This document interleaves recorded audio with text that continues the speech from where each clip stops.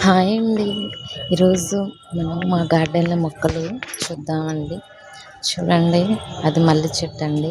చిన్న చెట్టే, ఈ మధ్య వేసాం, అయినా బాగా బతికింది. మొక్కలు బాగా వచ్చాయండి.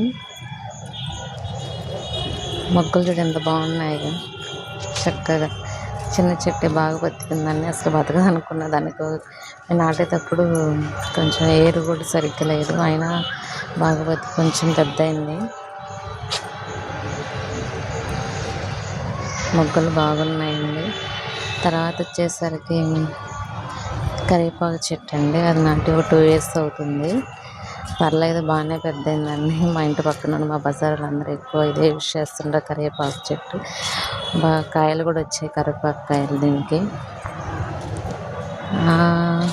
బాగా పెద్దగా అయింది. గోంగూర మొక్క, అది మేము అసలు వేయలేదండి విత్తనం, మరి ఎక్కడి నుంచి పడిందో.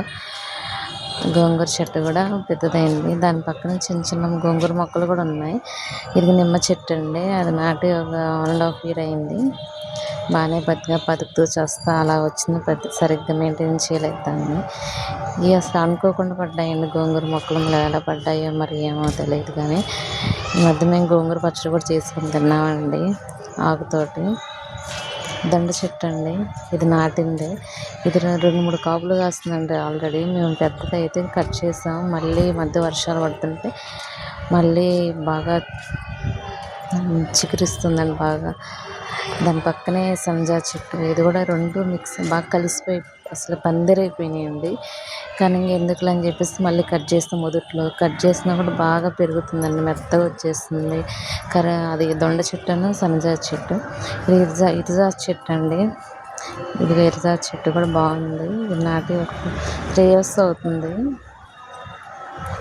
చూడండి, నేను కోస్తున్నాను మల్లె మొక్కల్ని, మల్లెపూలని. ఇంతే అండి మా గార్డెన్లో మొక్కలు. ఇంకా చాలా మొక్కలు నాటాలనుకుంటున్నాను. మా గార్డెన్ చాలా ప్లేస్ ఉంది, నాటుతాను త్వరలోనే. నాటిన తర్వాత మరిన్ని వీడియోస్, ఈ మొక్కలు మొత్తం నేను మీకు చూపిస్తాను తప్పకుండా. ఇంతే అండి. నా వీడియో నచ్చినట్టు లైక్ చేసి సబ్స్క్రైబ్ చేయండి. అన్ని పూలు వచ్చినాయండి మాకు, మా చెట్టు పూలు. అన్ని కనకాంబరాల మొక్కలు కూడా ఉన్నాయండి. నేను చూపించలేదు కాకపోతే కనకాంబరాల మొక్కల్ని నేనేనండి మాల కట్టింది. నా మాల ఎలా ఉందో చూడండి. Thank you so much. నా వీడియో చూస్తున్నందుకు సబ్స్క్రైబ్ చేయడం మాత్రం మర్చిపోకండి. Please like and share.